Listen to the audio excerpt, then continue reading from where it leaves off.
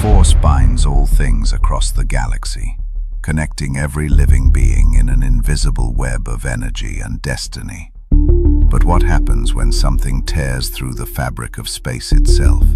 Something vast, golden, and utterly wrong. The Jedi would sense it, the Sith would covet it, and the galaxy would never be the same. Coruscant's industrial sector, level 1313, had seen countless tragedies, gang wars, smuggling operations, forgotten souls disappearing into the endless dark between towering structures. But nothing prepared its inhabitants for the night the sky burned gold. A rift opened above the underworld. Not hyperspace, not a ship's entry vector, but a wound in reality itself. Crackling energy, purple and malevolent, spilled into real space as something massive plummeted through. The impact shattered permacrete across 3 city blocks, sending shockwaves through the foundations of the upper levels. Emergency sirens wailed, speeders crashed, and in the Jedi Temple, 6 kilometers above, every Force-sensitive soul in the building gasped simultaneously. Master Mace Windu steadied himself against his meditation chamber wall, purple lightsaber hilt already in hand. The disturbance wasn't merely powerful, it was alien. Like a star screaming in a language the Force didn't recognize. In the crater, wreckage smoldered, twisted metal that wasn't durasteel, armor fragments etched with eagles and blood drops. And at the center, half buried in rubble, lay a figure that defied comprehension. He was immense, easily 3 meters tall, built like a warrior god from ancient holovids. Golden armor, ornate and battle-scarred, covered his torso and limbs. But it was the wings that drew every eye. Massive, feathered, pure white touched with crimson at the tips. They spread 12 meters from tip to tip, even folded awkwardly beneath him. Blood, crimson and too human, seeped from a dozen wounds. His face, half hidden by long blonde hair matted with dirt and gore, was impossibly perfect. Angular, noble, beautiful in a way that seemed sculpted by divine hands. Even unconscious and broken, he radiated presence. A Rodian scavenger approached cautiously, scanning device extended. The readings made no sense. Life signs off every chart. Energy signatures that fluctuated like a reactor core. And something else. Something that made the scavenger's skin crawl with instinctive terror and awe. The figure's eyes snapped open. They were the color of blood rubies, ancient and weary, carrying depths of sorrow no mortal should possess. The Rodian stumbled backward as the golden warrior rose, first to one knee, then to his full, towering height. Those crimson wings unfurled with a sound like thunder, scattering debris, and for one breathtaking moment, he stood haloed in fire and broken light. Where, his voice was resonant, melodious despite obvious pain. He spoke Gothic, the language of the Imperium, but somehow the Force itself translated meaning. Where am I? The scavenger ran. Sanguinius, Primarch of the Blood Angels, 9th son of the Emperor of Mankind, steadied himself against a twisted girder. His last memory was clear. The Eternity Gate. Horus's treachery. The desperate defense as Chaos forces overwhelmed Terra itself. He'd been fighting Kabanda, the bloodthirster, when the warp surged wild and reality broke. Now he stood in an alien city under unfamiliar stars, and the psychic background radiation felt completely wrong. Not the screaming chaos of the warp, but something quieter, calmer, more balanced. He reached for his psychic sight, and staggered as completely foreign energy flooded his senses. Not the immaterium. Something else. Something that touched every living thing around him in gentle, persistent waves. Above, in the Jedi Temple, Master Yoda's ears twitched. Trouble, I sense. Great trouble. Or great hope. Know which, I do not. If you want to see more characters enter the Star Wars galaxy, hit that subscribe button and drop the name of a character you'd want to see in the comments below. May the Force be with you. The Primarch spread his wings and leapt skyward, seeking answers in this impossible new reality. The Jedi Council chamber materialized through hologram projectors as 12 masters convened in emergency session. Mace Windu stood at the center, his expression carved from stone, while Yoda's ancient eyes studied the grainy surveillance footage playing on repeat.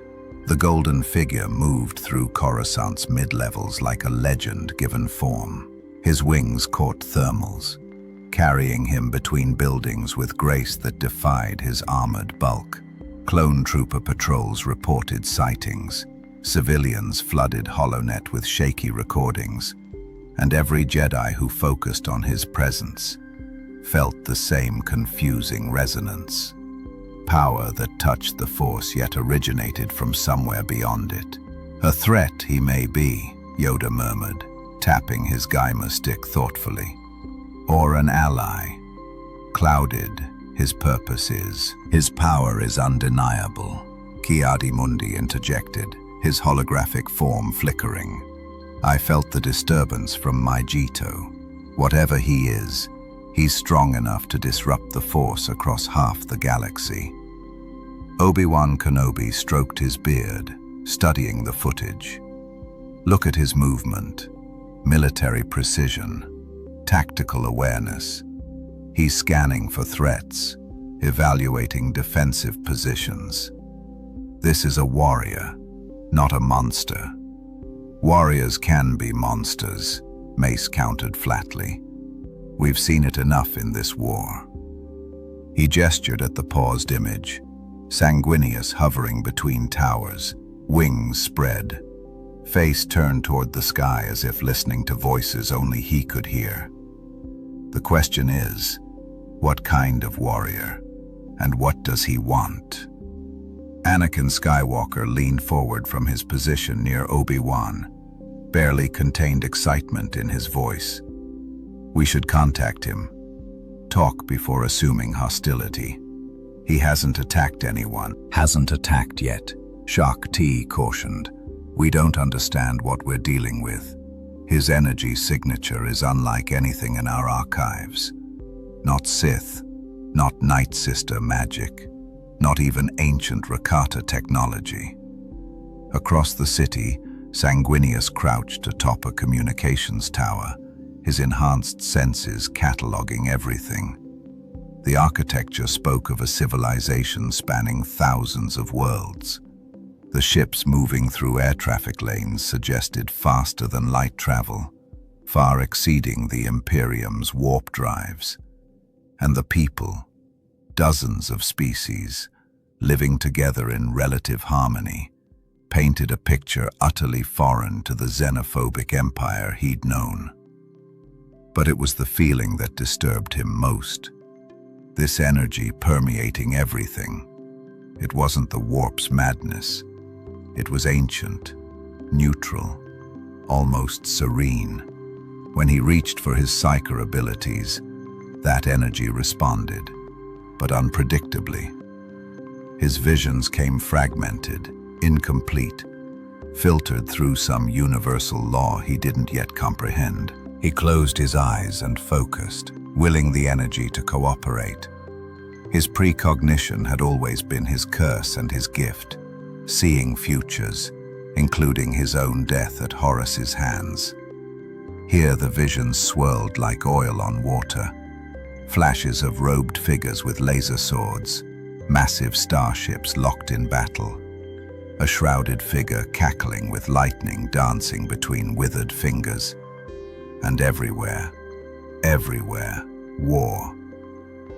Even in this strange new reality, he couldn't escape war. "You are troubled, stranger." Sanguinius spun, hand instinctively reaching for the blade encarmine at his hip. But the sword was gone, lost in the transition. Before him stood a figure in brown robes, levitating cross-legged in midair. Blue skin, red eyes, and head tails marked him as non-human. The being radiated calm authority.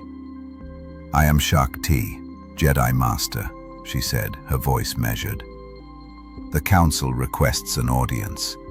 We mean no harm, but your arrival has concerned many." Sanguinius studied her through tactical and psychic lenses simultaneously. No immediate hostility, genuine curiosity, but also wariness. She feared him, controlled it masterfully, but the fear existed. He recognized the discipline of a warrior who'd learned to master emotion. "Jedi," he repeated, testing the word. The Force whispered context. "Peacekeepers, mystics, guardians of this republic. I am Sanguinius of the Blood Angels. I did not come here willingly." He extended his senses toward her, probing gently. "You wield this energy. What do you call it?" "The Force," Shakti replied, noting his interest with slight tension. "It surrounds us, penetrates us, binds the galaxy together. You touch it, yet you are not trained in its ways. Where I come from, we call it the warp, and it is anything but peaceful." Their eyes met, crimson and red, warrior to warrior. An understanding passed between them, older than words. Both had seen war's true face. Both carried scars invisible to ordinary sight. "Will you come peacefully?" Shakti asked. Sanguinius spread his wings, catching the light of this world's sun. "I will hear what your council has to say, but understand, Jedi, I kneel to no one save my father, and he is very far away." The Jedi Temple's landing platform felt both familiar and alien to Sanguinius. Familiar because it reminded him of Terra's palace spires, that same sense of ancient authority and architectural grandeur. Alien because it lacked the Imperium's oppressive Gothic severity. Here, elegance merged with purpose. Light, not darkness, seemed the guiding principle. 6 Jedi Masters waited as he descended, wings folding with practiced precision against his back. Their hands rested near their lightsabers, not drawn, but ready. Sanguinius approved. Caution without aggression, precisely how he'd position his own honor guard. Mace Windu stepped forward, his presence commanding despite being nearly 2 meters shorter than the Primarch. "Welcome to Coruscant, capital of the Galactic Republic.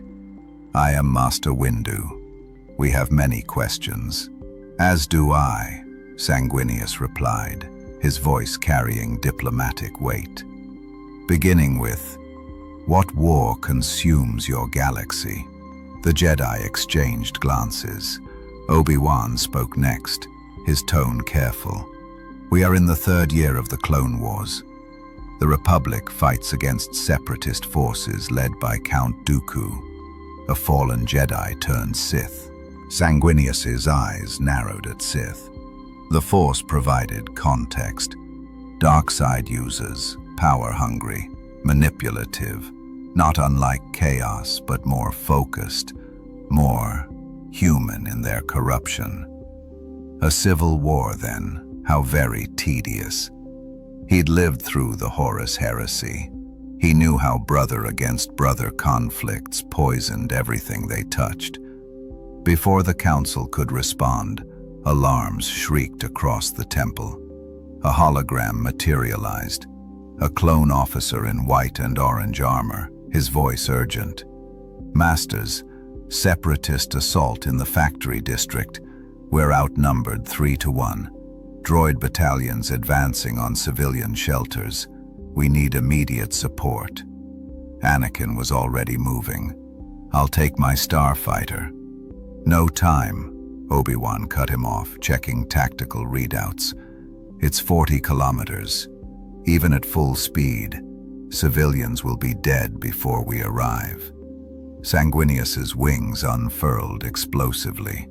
40 kilometers.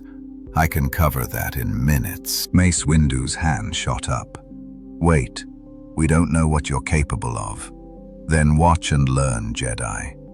The Primarch launched skyward with such force that the wind blast staggered nearby Padawans. His wings caught air, powerful strokes propelling him faster than any speeder. Below, Coruscant blurred into streams of light and shadow as he pushed his gene-enhanced physiology to combat speed. His tactical mind assessed as he flew. No bolter, no power armor beyond ceremonial pieces.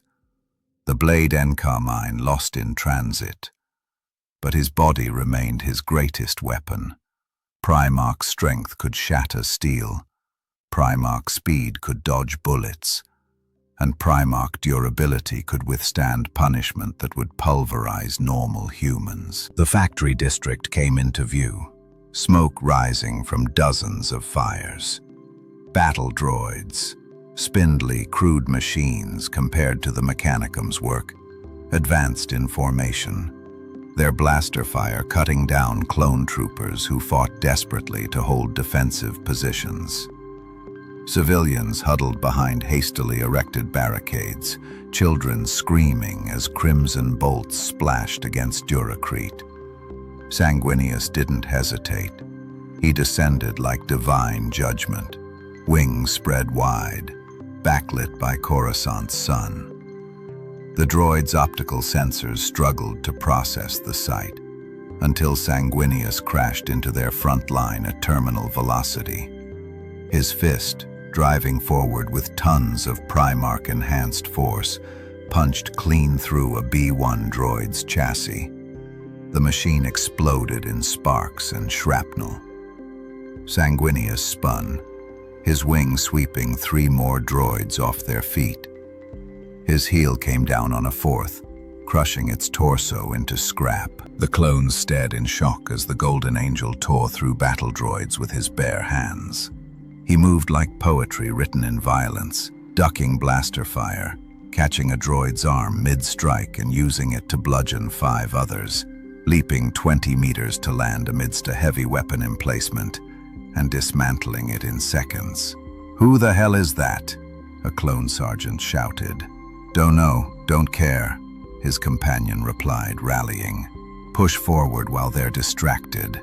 Sanguinius felt the familiar rhythm of combat settle over him. Not the grand void battles of the Great Crusade, but street fighting, close-quarters brutality. He'd done this on 1,000 worlds. His body remembered every lesson. A droideka rolled into position, shields flaring. Its twin blasters opened fire, bolts converging on the Primarch's center mass. Sanguinius's wings snapped forward, crimson-tipped feathers absorbing hits that would have killed any normal being. Pain flared. His wings weren't invulnerable, but pain was an old companion. He charged the droideka, reached through its shield with sheer speed, and tore its weapons free.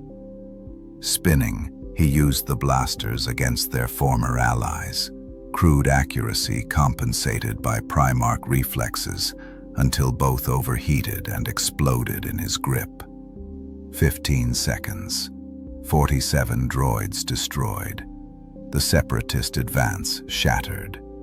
As the last droid crumpled, Sanguinius stood amidst the wreckage, breathing steadily despite the exertion.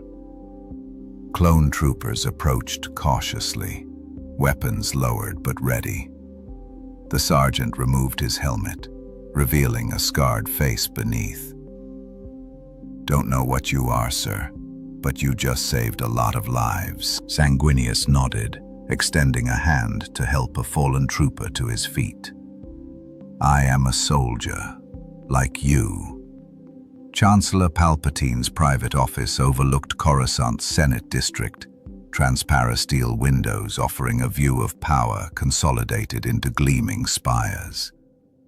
But the Chancellor's attention focused inward, yellow eyes hidden behind a facade of grandfatherly concern as he studied holographic footage.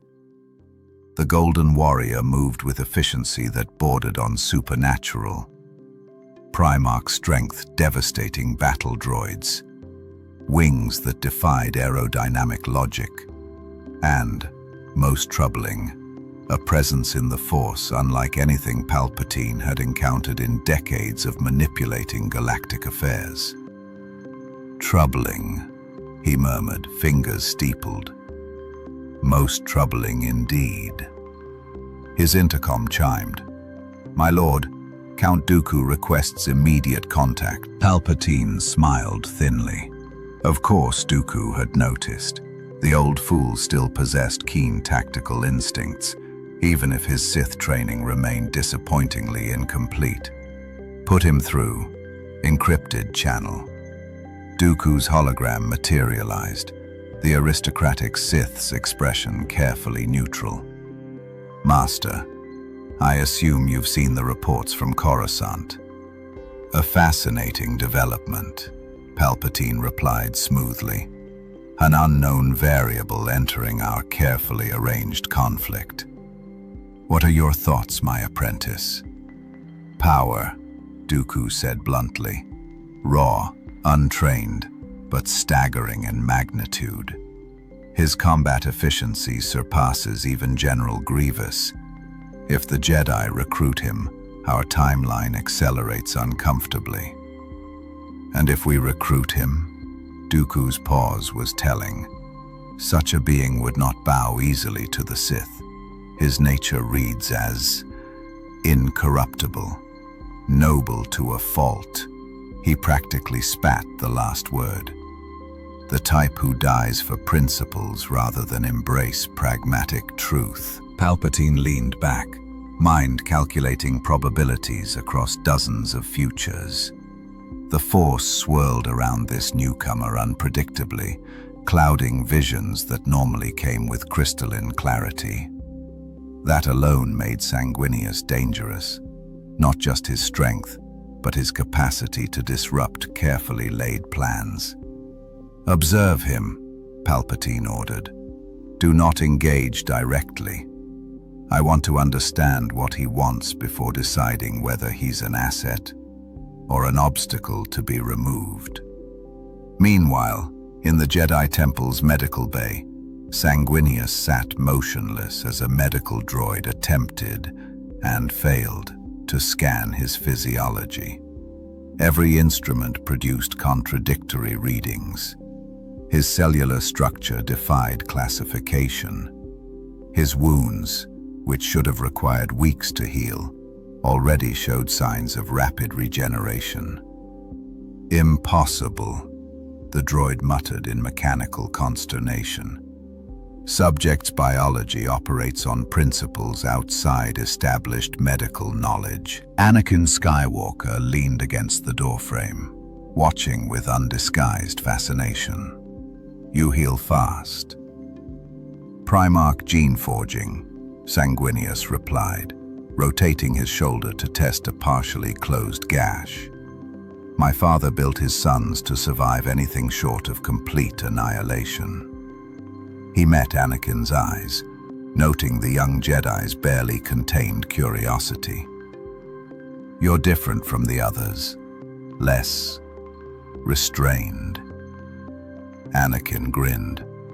"The Council says I'm too emotional, too attached. They're probably right."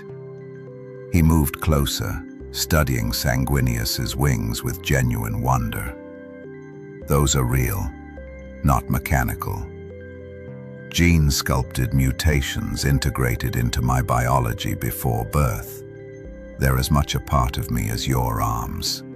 Sanguinius extended one wing slightly, letting Anakin see the intricate muscle structure beneath pristine feathers. Where I come from, I was created to be humanity's protector. A living weapon, designed by the greatest mind our species ever produced. Sounds lonely, Anakin said quietly. The simple observation cut deeper than expected. Sanguinius studied this young warrior, barely more than a boy, really, despite his obvious skill and power. Something in Anakin's eyes reflected a familiar burden, the weight of expectations, the pressure of being more than human, the isolation of standing apart. It is, Sanguinius admitted, but loneliness is preferable to failing those who depend on you. Before Anakin could respond, Obi-Wan entered with Mace Windu. The senior master's expression remained severe. The council has deliberated. Your actions saved lives today, and for that we're grateful. But we need answers. What are you? Where do you come from? And what do you intend to do in our galaxy? Sanguinius rose to his full height, wings folding formally behind him. I am the 9th son of the Emperor of Mankind, gene-crafted to lead humanity's conquest of the stars. I come from a reality where mankind fights endlessly against aliens, demons, and heretics for simple survival. As for my intentions, I didn't choose to be here, but I will not stand idle while innocents die. Noble words, Mace said carefully, but you must understand our caution. Your power rivals the strongest Force users. You're a walking army. If you chose violence, thousands would die before we could stop you. If we could stop you at all, then trust must be earned on both sides, Sanguinius replied. I've spent 2 centuries fighting for humanity's future. I've made choices that haunt me, sacrifices that carved pieces from my soul. But I've never betrayed those who stood beside me. His crimson eyes blazed with conviction. Give me purpose, Jedi. Let me protect this republic you fight for, and I swear on my father's name, I will not disappoint you. The Force rippled with the weight of his oath. Even Mace Windu felt it. Absolute sincerity, unshakable honor, and beneath it all, an ocean of carefully controlled sorrow. Obi-Wan exchanged glances with Anakin. Finally, he nodded. The Republic needs heroes right now. Welcome to the fight, Sanguinius. In his distant sanctum, Count Dooku watched the scene through infiltrated security feeds. His expression darkened. So the angel chooses the light. How predictable. The meditation chamber aboard the Resolute hummed with ambient engine noise as the Venator-class Star Destroyer traveled through hyperspace toward the outer rim. Sanguinius sat cross-legged, wings folded, attempting what the Jedi called centering oneself in the Force. It felt wrong, not evil, wrong in the sense of wearing armor forged for someone else's body. The Force flowed around him, through him, responsive yet fundamentally different from the warp's screaming chaos. Where the immaterium had been a raging ocean, requiring constant psychic fortification, the Force felt like a vast, calm river, peaceful, almost gentle. He hated how much he craved that peace. Sanguinius had spent 200 years armored against the warp's corruption, every moment vigilant against the whispers that promised power, the visions that showed futures twisted by chaos.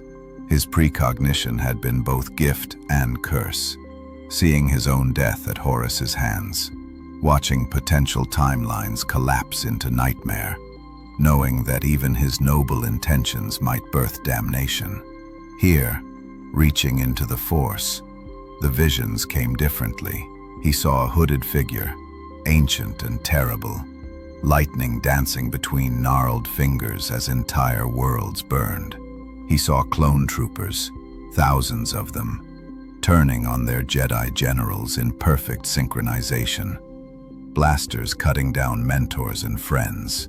He saw Anakin Skywalker, the earnest young warrior who'd shown him friendship, kneeling before a dark throne, yellow eyes burning with hatred and loss, and beneath it all, a single terrible truth. This galaxy's war was a lie, a manipulation, a conspiracy orchestrated by something vast and patient and utterly malevolent.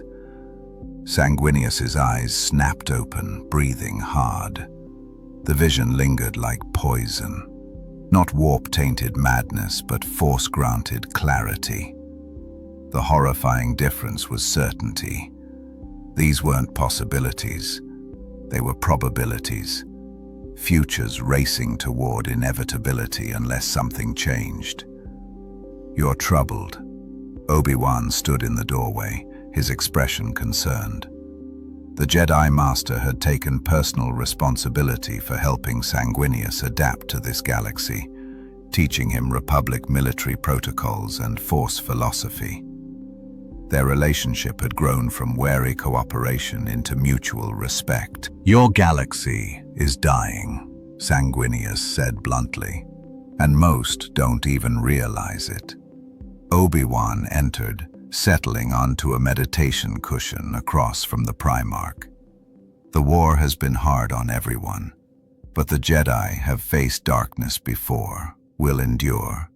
Will you?" Sanguinius's gaze pierced through diplomatic niceties. "I've seen what's coming, Obi-Wan. Not through your force, but through pattern recognition honed across centuries of warfare. This conflict, the perfect timing, the convenient enemy, the way it stretches your order thin while centralizing political power. It's orchestrated. You're suggesting conspiracy." Obi-Wan's tone remained level, but tension crept into his shoulders. "The Separatists are real. Count Dooku leads them. The threat is tangible." "Oh, the threat is real," Sanguinius agreed. "But who benefits from this war continuing? Not the Republic. You're hemorrhaging resources and trust. Not the Separatists. They're cannon fodder for Dooku's ambitions. Someone else. Someone patient enough to play both sides." Obi-Wan was silent for a long moment.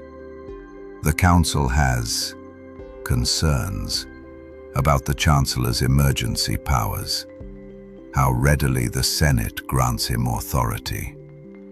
But Palpatine has been a steady hand during crisis. Steady hands can guide blades as easily as rescue drowning men." Sanguinius stood, his wings brushing the ceiling.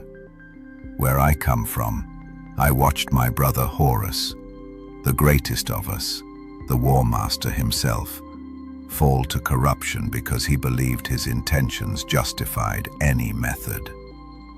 By the time we recognized the truth, half the Imperium burned. The ship lurched from hyperspace, alarms blaring. Anakin's voice crackled over the intercom. "We've got company. Separatist fleet ahead, and they're not running." The bridge erupted with controlled chaos as Sanguinius and Obi-Wan arrived. Tactical displays showed 6 Separatist frigates in defensive formation around a damaged transport. Clone officers coordinated fighter squadrons, while Admiral Yularen assessed firing solutions. "They're protecting something," Anakin observed from the pilot station. "That transport's limping, but they're not abandoning it." Sanguinius studied the formation with tactical expertise earned across 1,000 battlefields. Not protecting, guarding. Whatever's aboard that transport is valuable enough to sacrifice 6 capital ships. His enhanced vision focused on the transport's hull. There, insignia markings. That's not military. It's diplomatic. Scanning now, a clone officer reported. Life signs detected, civilian signatures. And, wait, one humanoid, incredibly strong force signature. Almost like a Jedi, Obi-Wan finished grimly. But no Jedi are missing in this sector. Count Dooku, Sanguinius said with certainty. The Force whispered confirmation, and for the first time since arriving in this galaxy, his precognition aligned perfectly with this universe's energy. He saw the aristocratic Sith Lord aboard that transport, felt the dark side's patient malevolence. And he saw the trap. It's bait, Sanguinius warned. He wants us to commit, to board that transport. The moment we do, space erupted with hyperspace reversion signatures. 12 more separatist warships materialized in a perfect encirclement pattern. All ships, evasive maneuvers, Yularen ordered. Sanguinius's wings unfurled instinctively, a Primarch's combat instincts screaming. We're outgunned and outmaneuvered. You need to break that formation before they tighten the noose. Anakin grinned, his hands already flying across controls. I've got an idea, but you're not going to like it. Try me. Christophsis hung in the viewport like a crystalline jewel, its surface covered in vast mineral formations that glittered under the system's blue sun. But beauty meant nothing in war. The planet's surface crawled with separatist occupation forces, and orbital superiority shifted moment by moment as Republic and droid fleets exchanged devastating fire.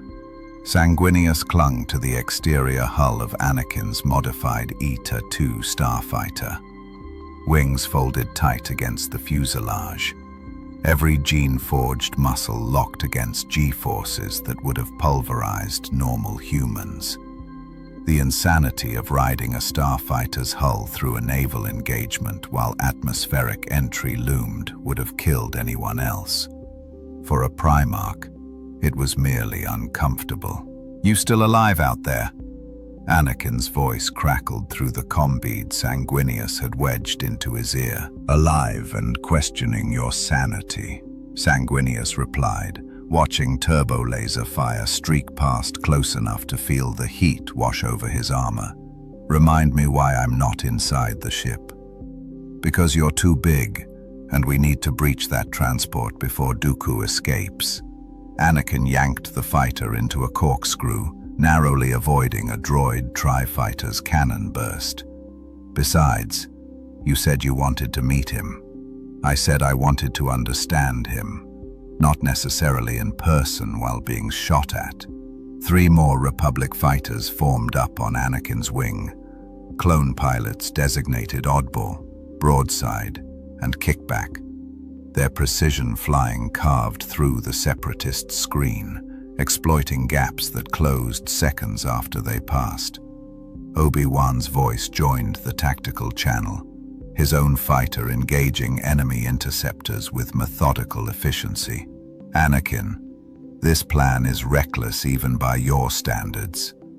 That's how you know it'll work, Master. The damaged transport loomed ahead, its escort frigates peeling away to engage Republic capital ships. Point defense cannons swiveled toward the incoming fighters, streams of laser fire creating deadly patterns. Anakin threaded through impossible spaces, his force-enhanced reflexes making the starfighter dance. 10 seconds, Anakin warned. Sanguinius, you're up.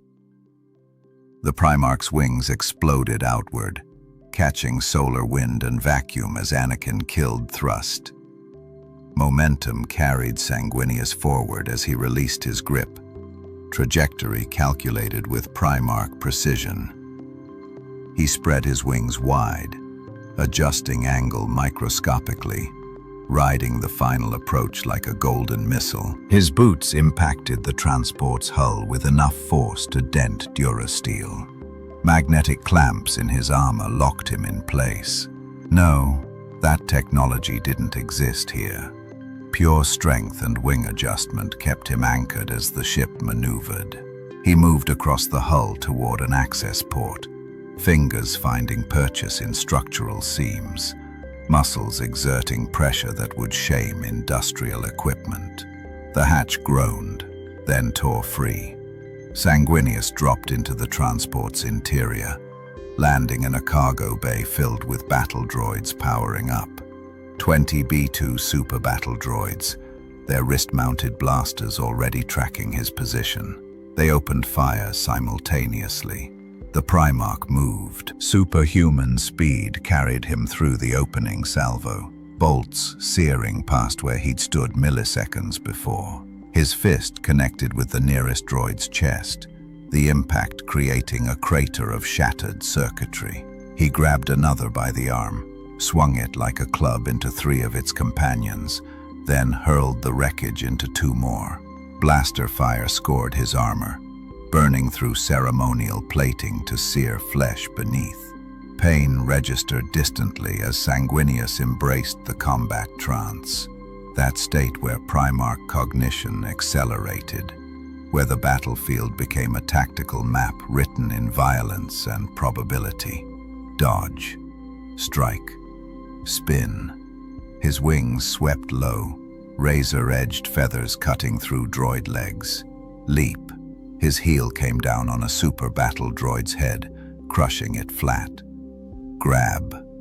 He tore a blaster free and used it point blank, not bothering to aim, just firing into the mass until it overheated. 15 seconds.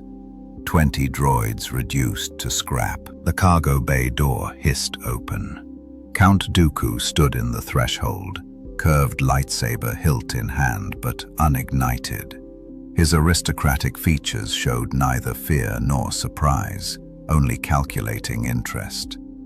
"Magnificent," Dooku said, his cultured voice carrying over the alarm klaxons. "The reports failed to capture your artistry." Sanguinius straightened, blood seeping from a dozen minor wounds, wings spread in unconscious intimidation display. "Count Dooku, the fallen Jedi who leads this separatist charade." "Fallen," Dooku smiled thinly. "I prefer enlightened. The Jedi Order's dogma no longer chains me." His eyes, not fully yellow like a Sith's but touched with amber corruption, studied Sanguinius with predatory focus. "You interest me, stranger. Power without Force training. Nobility without Jedi naivety. You don't belong here, do you?" "No," Sanguinius admitted, "but I'm here nonetheless." Dooku ignited his lightsaber, crimson blade humming with barely restrained energy. "Then let's see if you're worthy of the chaos your arrival has caused." The Sith Lord attacked with Makashi precision, elegant, controlled, economical. His blade traced patterns designed to find weaknesses, to probe defenses, to kill efficiently. Against a normal opponent, even a skilled Jedi, Dooku's form was nearly unbeatable. Sanguinius was not normal. The Primarch moved with speed that defied Dooku's force-enhanced perception, wings providing impossible mobility in the confined space. He twisted past the lightsaber's arc, his hand shooting out to grab Dooku's wrist. The Sith Lord's eyes widened fractionally. Then Sanguinius's other hand hammered into Dooku's solar plexus with carefully controlled force. Not enough to kill, enough to hurt, to teach respect. Dooku staggered back, lightsaber wavering. "Impossible. Your speed is my birthright," Sanguinius finished. "I was designed to fight gods, Dooku. You're barely a challenge." The transport shuddered as Republic boarding pods attached to the hull. Clone troopers would breach in seconds. Dooku's expression shifted from shock to cold calculation. "This isn't over, Angel. My master will want to meet you. And trust me, you don't want that meeting." Smoke grenades erupted. When they cleared, Dooku had vanished. The Jedi Temple's council chamber felt smaller with Sanguinius present.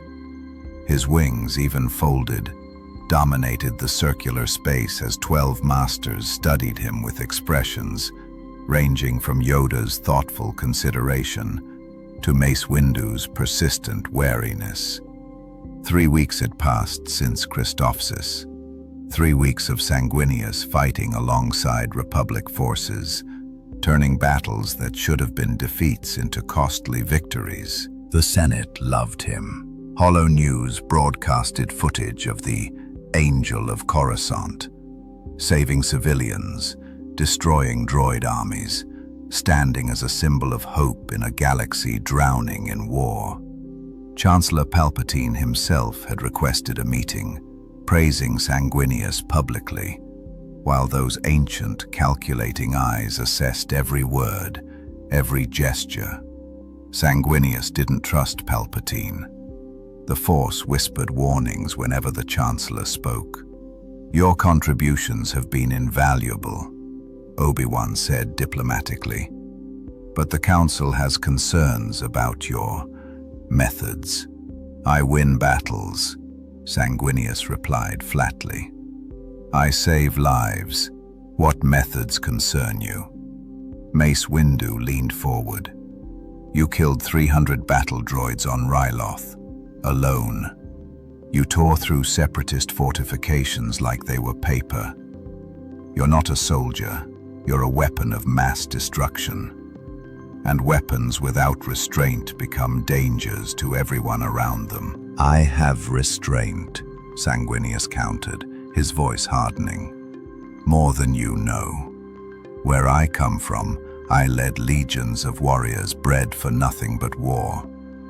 I've made choices that haunt me, ordered exterminatus on worlds too corrupted to save, watched my sons fall to gene curses I carry in my own blood. Don't lecture me about restraint, Master Windu. I invented it." The temperature in the room seemed to drop. Yoda's ears twitched, sensing the ocean of controlled fury beneath Sanguinius's noble facade. "Fear you, we do not," Yoda said quietly. "Worry for you, we do. Darkness touches all who embrace war too deeply, even the righteous." Sanguinius's crimson eyes softened slightly. The ancient Jedi's concern felt genuine. "I appreciate your warning, Master Yoda.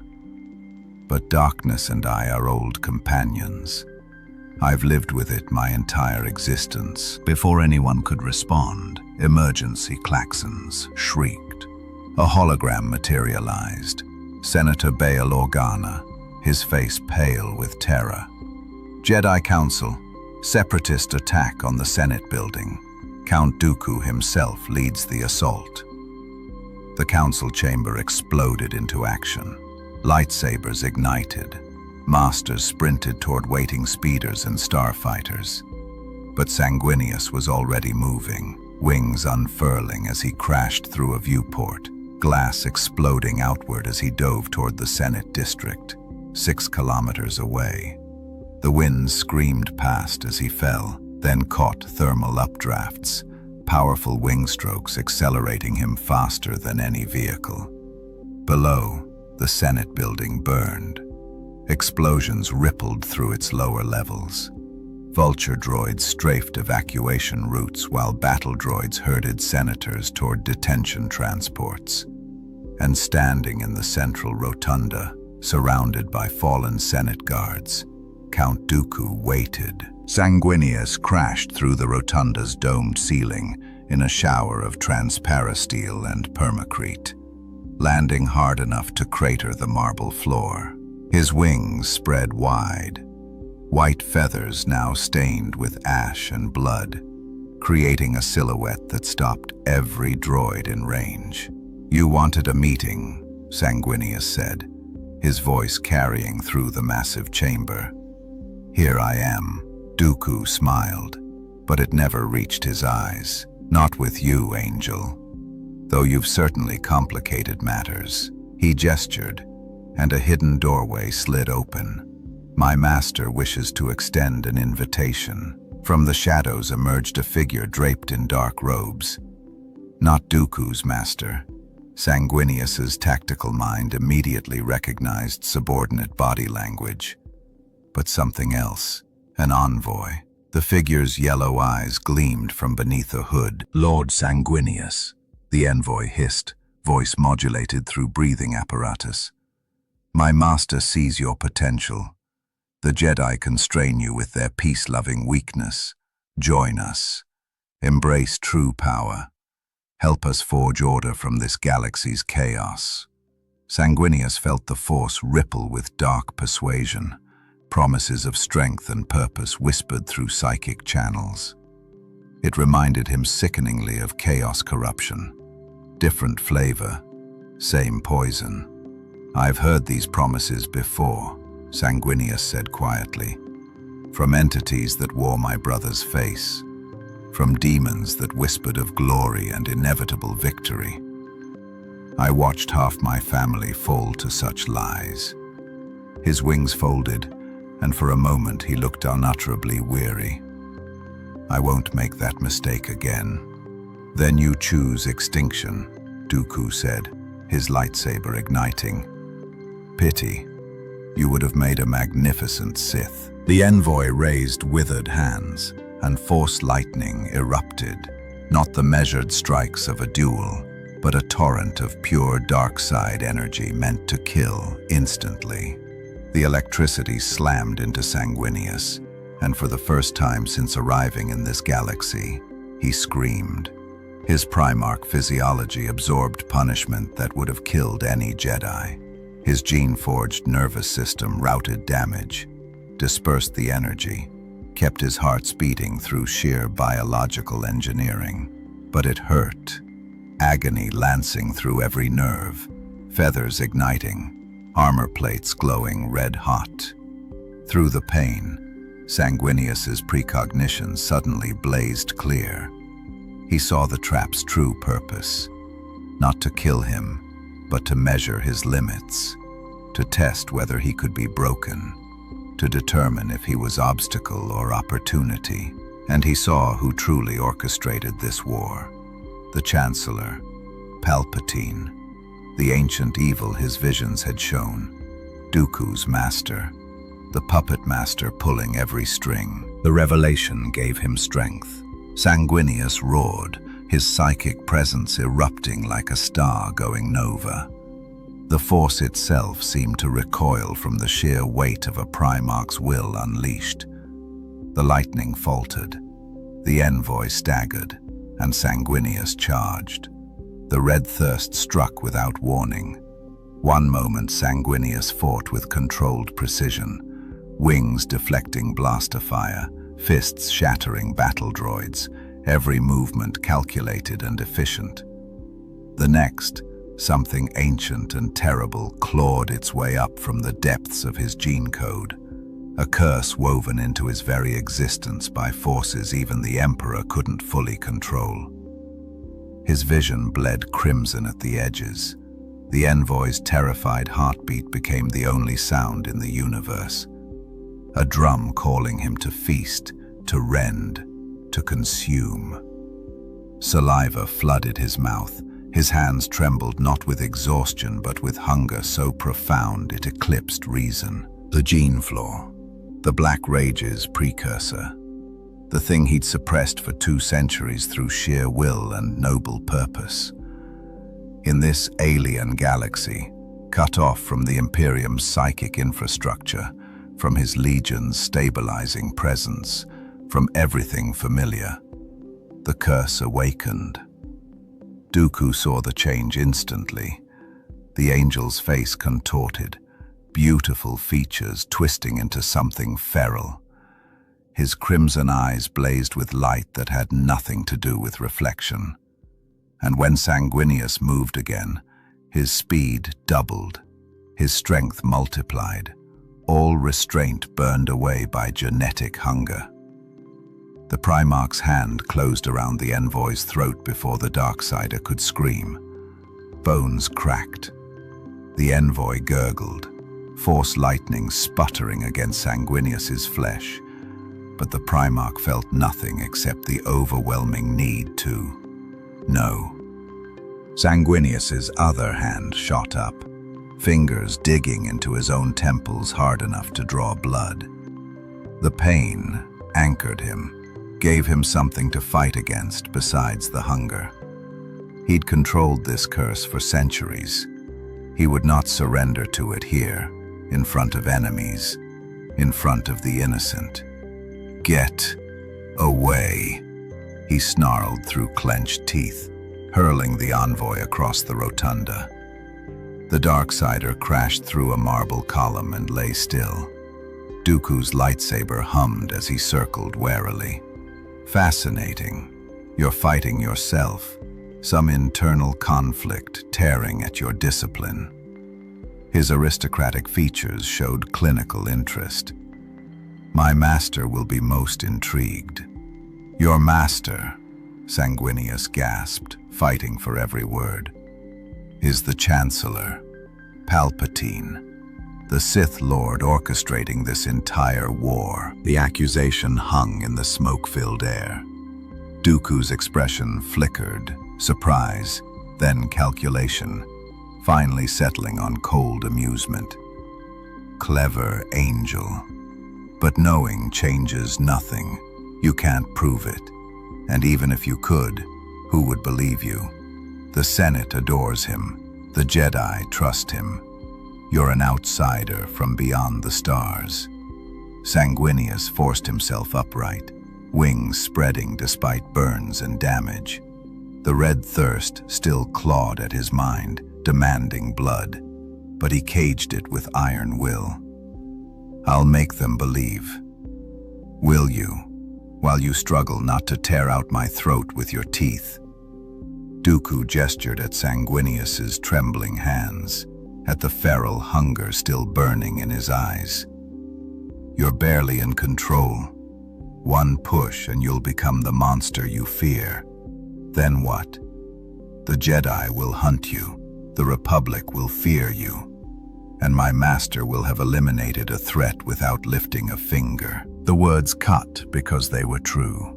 Sanguinius felt the precipice beneath his feet. One wrong move, one moment of lost control, and everything he'd built in this galaxy would shatter.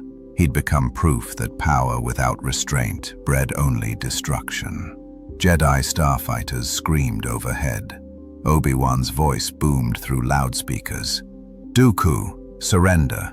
The building is surrounded." The Count smiled, backing toward an escape route. "Another time, Angel. Try not to eat anyone before we meet again." He vanished into smoke and shadows, leaving Sanguinius alone among the wreckage. The Primarch collapsed to one knee, wings folding around himself like a cocoon. He focused on breathing, on remembering who he was, on suppressing the genetic curse that wanted nothing more than to transform him into a mindless predator.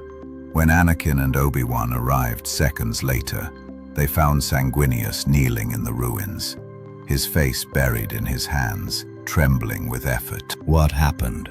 Anakin asked, lightsaber still ignited, searching for threats. "I almost lost," Sanguinius whispered. Not to Dooku, not to the envoy, to himself. "There's something wrong with me, Anakin, something I can't fully control. A genetic curse bred into my blood." Obi-Wan approached cautiously, hand extended. "The dark side?"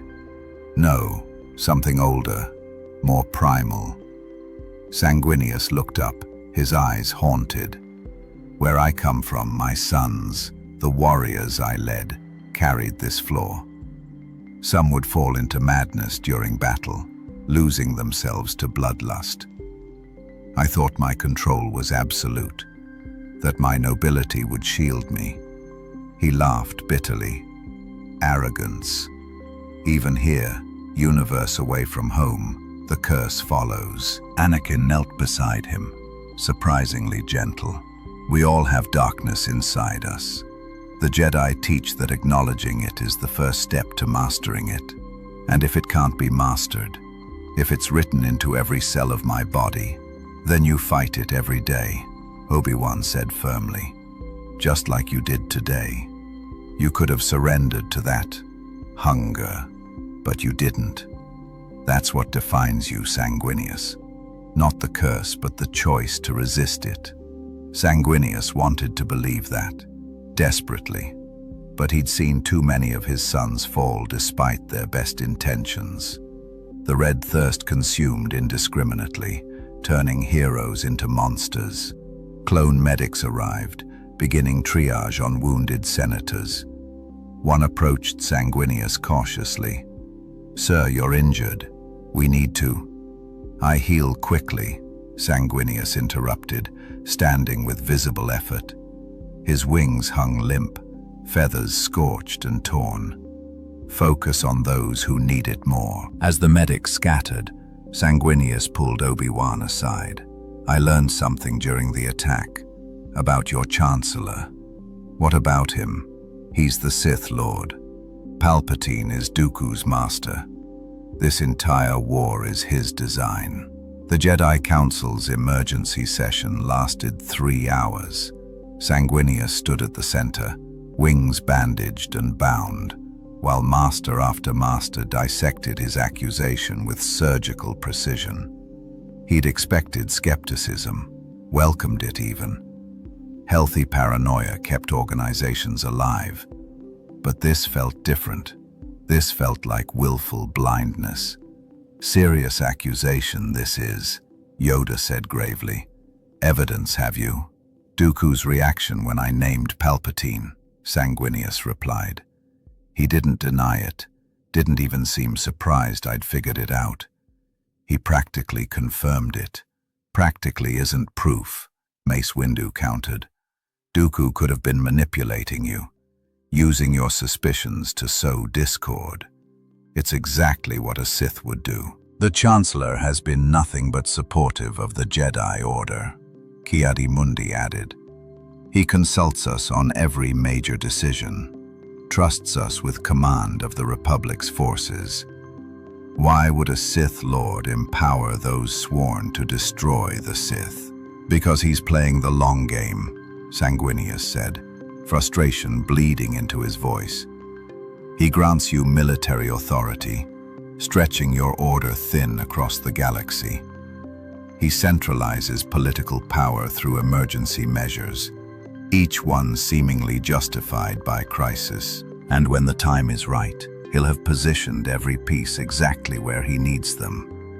He'd seen this pattern before. Horus had used similar tactics during the heresy. "He's not empowering you. He's isolating you." Obi-Wan spoke carefully. "I've known Chancellor Palpatine for years, worked closely with him. Yes, he's accumulated significant power, but always legally, always with Senate approval. And he's shown no Force sensitivity, no connection to the dark side that any of us can detect. Because he's hidden it," Sanguinius insisted, "veiled himself so completely that you can't see what's directly in front of you." "Or," Mace Windu said coldly, "you're wrong. You admitted yourself that you nearly lost control today, that some genetic curse almost consumed you. Perhaps it's clouding your judgment." The words hit like a physical blow. Sanguinius's wings twitched involuntarily.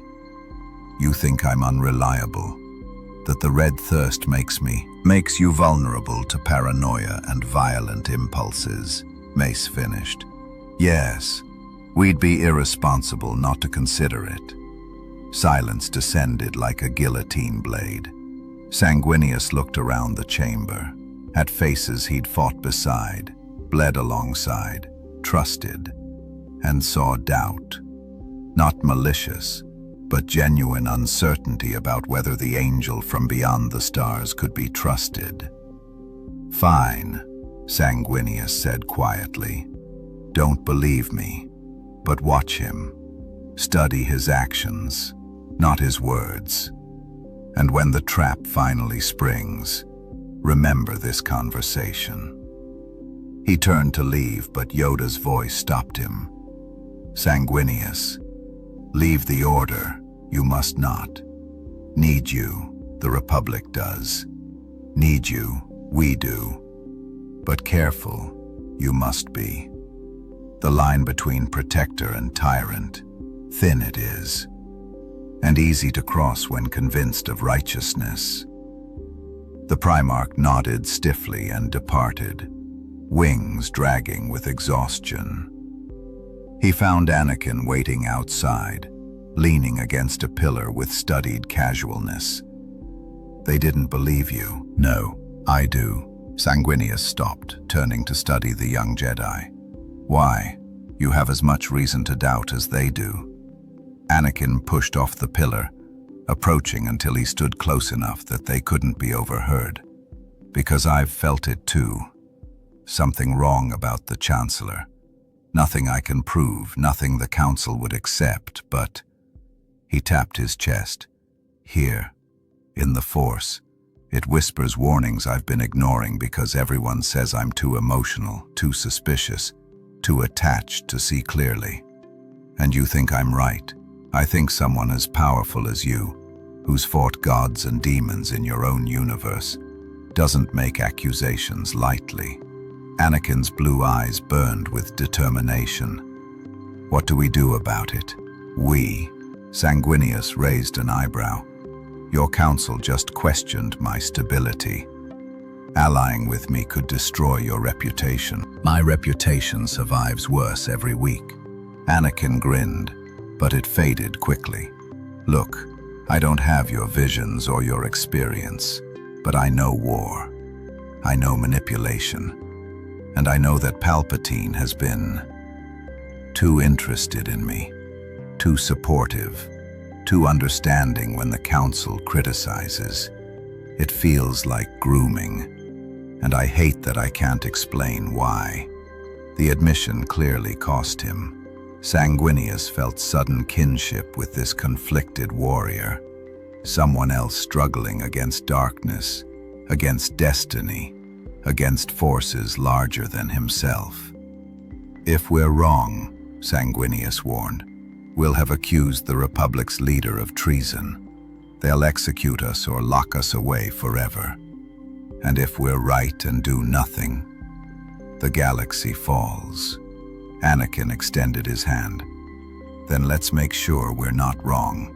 Sanguinius clasped the offered hand, feeling the Force ripple with significance. An alliance forged not in council chambers or senate halls, but between two warriors who'd chosen to trust instinct over politics. "We'll need proof," Sanguinius said. "Something undeniable. Palpatine has hidden himself for decades. He won't slip easily. Then we force his hand, create a situation where he has to reveal himself or abandon his plans. Dangerous. If he realizes we're hunting him, he'll accelerate his timeline, strike before we're ready." Anakin's expression turned grim. "I've got someone who might help. Someone outside the Jedi Order who has resources and reasons to want the truth." "Who?" "Padme. Senator Amidala. She's been investigating the war's origins, suspicious about how quickly everything escalated. And she's..." Anakin hesitated, something vulnerable flashing across his face. "She's someone I trust completely." Sanguinius understood what wasn't being said. Forbidden attachment, love that violated Jedi code, another secret Anakin carried. "Bring her," Sanguinius decided. "We'll need all the allies we can find." Above them, in his office overlooking the Senate district, Palpatine smiled into the darkness. His agents had reported everything. The Council's skepticism, Sanguinius's isolation, Anakin's growing doubts. Perfect.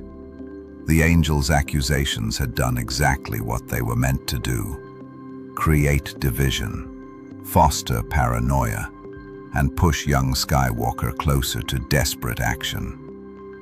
"Let them investigate," Palpatine murmured. "Let them search. They'll find only what I want them to find. And when the time comes, their rebellion will be the perfect justification for Order 66. The industrial moon of Concordia hung silent in Mandalore's orbit, its mining facilities long abandoned. Here, far from Coruscant's surveillance and the Jedi Temple's watchful eyes, Sanguinius met with the small circle of conspirators who believed his impossible truth. Senator Padme Amidala studied the Primarch with intelligent brown eyes, her senatorial robes replaced with practical travel clothes. Beside her, Captain Rex and Commander Cody represented the clone army's finest, soldiers who'd fought alongside Sanguinius enough to trust his judgment. Anakin stood near the entrance, monitoring sensor feeds for unwanted attention. "Show them," Anakin said quietly. Sanguinius closed his eyes, reaching into the Force with abilities he'd spent weeks refining. His Primarch precognition, once reliant on the warp's chaotic currents, had gradually adapted to this universe's calmer energy. Now, with effort, he could share visions, project possible futures directly into others' minds. The group gasped as images flooded their consciousness. Palpatine throwing back his robes, yellow eyes blazing, lightning dancing between gnarled fingers. "I am the Senate," clone troopers turning on Jedi Masters mid-battle. Programming override designated Order 66, compelling them to execute their generals without hesitation or remorse. Anakin kneeling before Palpatine's throne, yellow eyes burning, a new name spoken: Darth Vader. Younglings slaughtered in the temple. Democracy thunderously applauded as it died. The Republic reborn as the Galactic Empire. Sanguinius himself, wings torn and broken, standing alone against Sith lightning as everything he'd tried to protect burned. When the visions faded, Padme's face had gone pale. Rex and Cody exchanged horrified looks. Anakin leaned against the wall, breathing hard. That can't be real," Padme whispered. "The clones are programmed to kill Jedi. All of them." "Control chips," Cody said slowly, his hand moving unconsciously to his temple. "We were told they were behavioral modification implants to prevent independent thought from compromising mission effectiveness. But if they're actually sleeper programming," Rex finished grimly, "waiting for activation.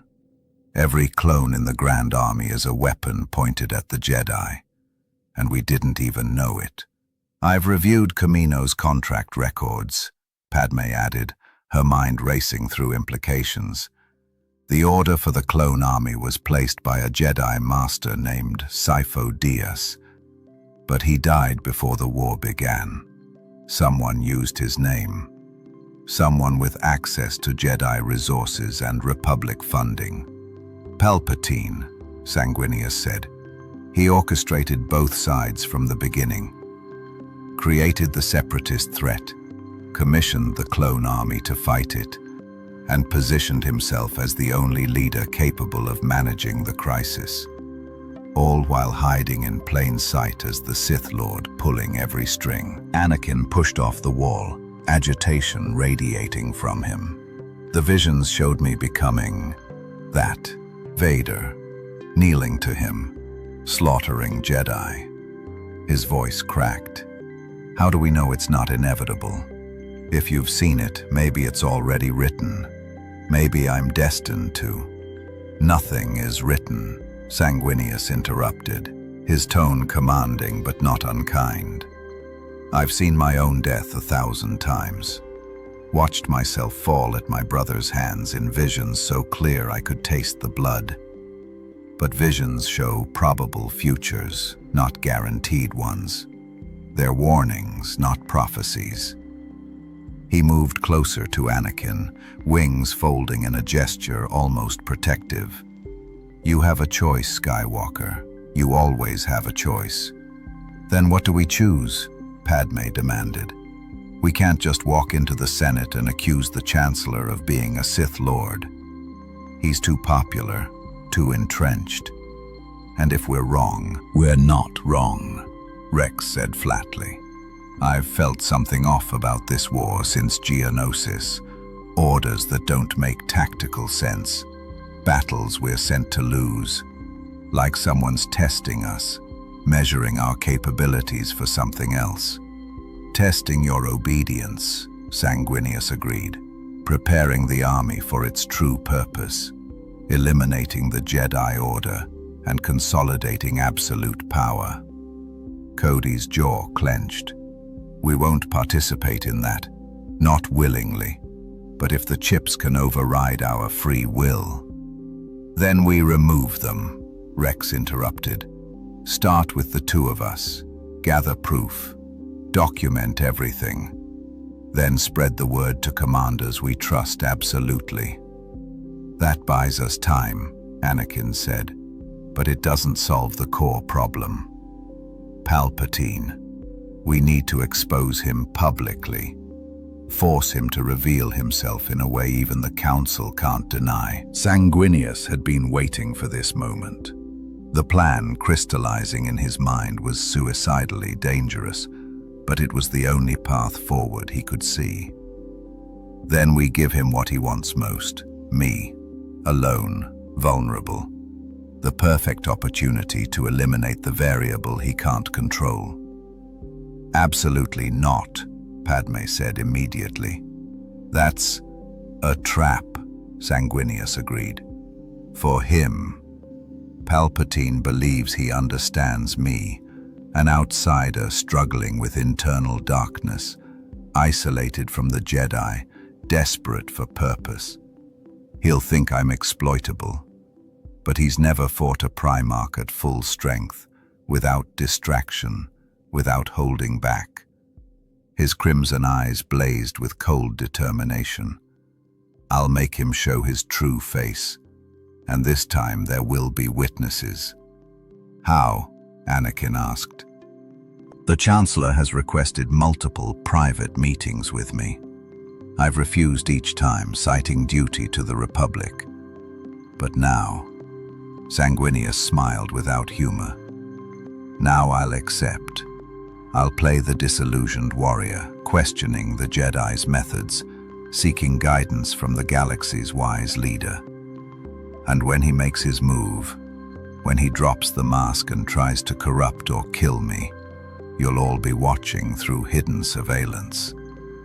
He'll sense deception, Padme warned. Not if I believe it myself. Sanguinius tapped his temple. I'm a Primarch. I can compartmentalize my mind, hide intentions even from psychic probes. By the time he realizes the trap, it'll be too late. The group exchanged glances, silently weighing impossible odds against the galaxy's survival. Finally, Rex nodded. When? Tonight, Sanguinius said.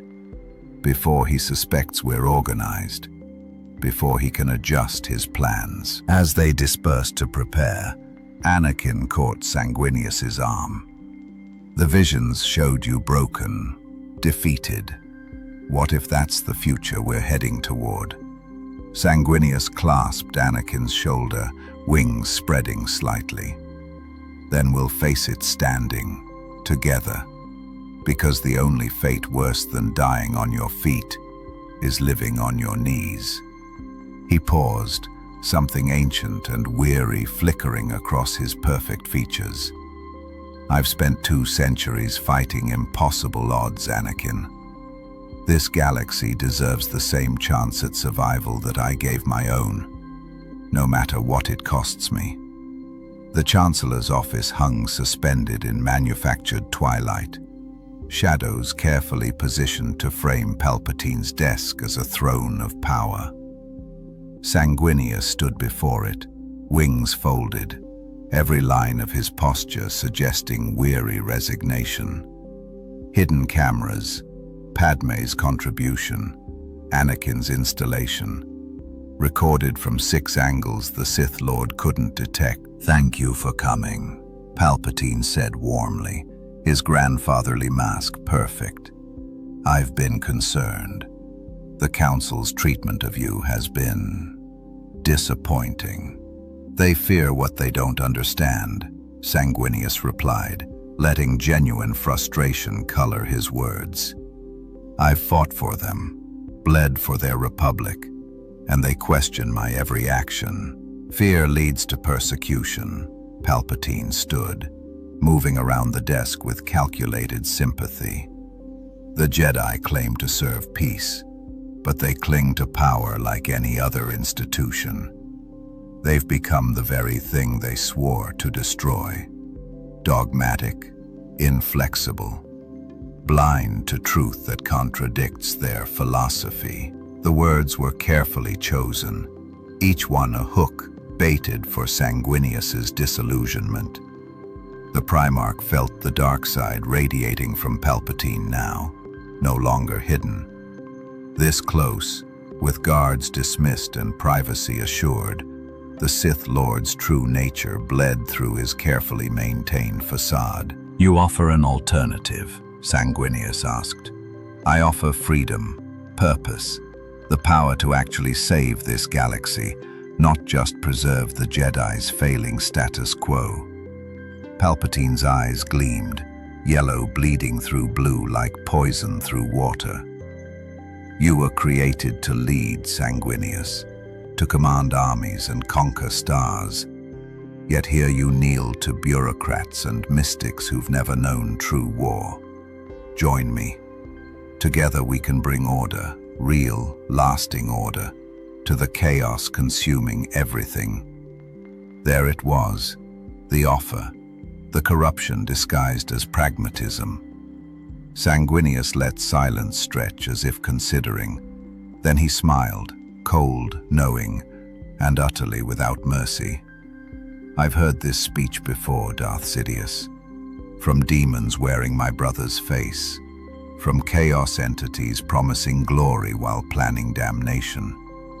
The words change, the poison remains the same." Palpatine's mask shattered like dropped glass.